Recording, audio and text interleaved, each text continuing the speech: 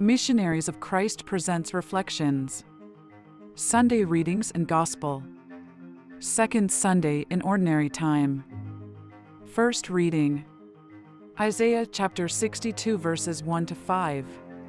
For Zion's sake I will not keep silent, and for Jerusalem's sake I will not rest, until her vindication goes forth as brightness, and her salvation as a burning torch.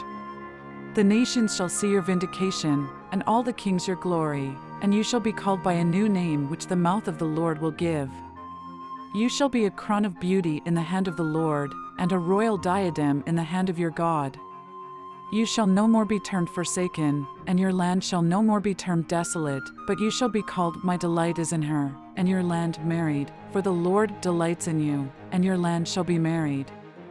For as a young man marries a virgin, so shall your sons marry you, and as the bridegroom rejoices over the bride, so shall your God rejoice over you. Second reading. 1 Corinthians chapter 12 verses 4 to 11. Now there are varieties of gifts, but the same Spirit, and there are varieties of service, but the same Lord, and there are varieties of working, but it is the same God who inspires them all in every one. To each is given the manifestation of the Spirit for the common good.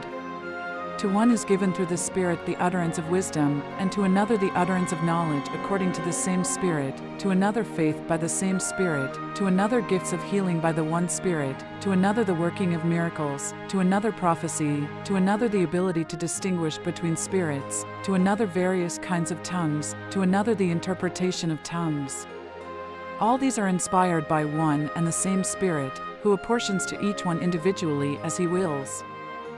Gospel reading. John chapter 2 verses 1 to 11. On the third day there was a marriage at Cana in Galilee, and the mother of Jesus was there. Jesus also was invited to the marriage, with his disciples.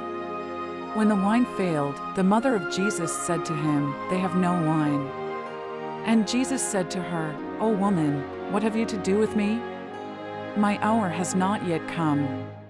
His mother said to the servants, Do whatever he tells you. Now 6 stone jars were standing there, for the Jewish rites of purification, each holding 20 or 30 gallons. Jesus said to them, Fill the jars with water. And they filled them up to the brim. He said to them, Now draw some out, and take it to the steward of the feast. So they took it. When the steward of the feast tasted the water now become wine, and did not know where it came from, though the servants who had drawn the water knew, the steward of the feast called the bridegroom and said to him, Every man serves the good wine first, and when men have drunk freely, then the poor wine, but you have kept the good wine until now. This, the first of his signs, Jesus did at Cana in Galilee, and manifested his glory, and his disciples believed in him. Reflection. The wedding at Cana is significant for several reasons. Firstly, it underscores the importance of Mary, the mother of Jesus, in his ministry. Mary's intercession and confidence in Jesus' ability to address the situation demonstrate her faith and understanding of his divine nature. Her instruction to the servants, Do whatever he tells you, is a call to obedience and trust in Jesus, highlighting her role in guiding others to him. Jesus' initial response to Mary, My hour has not yet come, indicates his awareness of the divine timing for his actions. Yet, he proceeds to perform the miracle, signifying that his public ministry is beginning. This act of turning water into wine is more than just a solution to a social embarrassment, it is a manifestation of his glory and a sign of the new covenant he brings.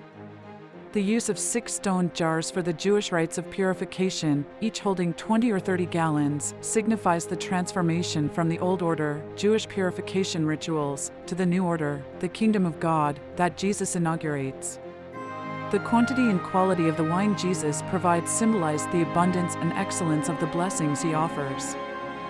The reaction of the steward, who is unaware of the source of the wine, and his praise for its superior quality, underscores the unexpected and generous nature of Jesus' miracles. It also alludes to the Messianic banquet, a recurring theme in biblical prophecy, where God's provision surpasses all expectations. This miracle led the disciples to believe in him, marking the beginning of their deeper understanding and faith in Jesus as the Messiah. It serves as a testament to his divine authority and the transformative power he brings into the lives of those who believe in him. In essence, the wedding at Cana is a profound reminder of Jesus' power to transform and renew. It invites us to trust in his timing, to be open to his interventions in our lives, and to recognize the abundance and excellence of his blessings.